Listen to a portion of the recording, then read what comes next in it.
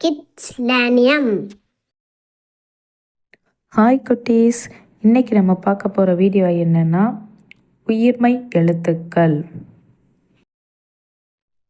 கா, ஞா, சா, ஞா, டா, நா, தா, நா, பா, மா, யா,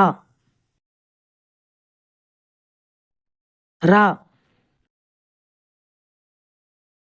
லா, வா, லா, லா, ரா, நா. எங்கள் வீடியோ உங்களுக்கு பிடிச்சிருந்தா சப்ஸ்கிரைப் பண்ணுங்கள், லைக் பண்ணுங்க, ஷேர் பண்ணுங்க.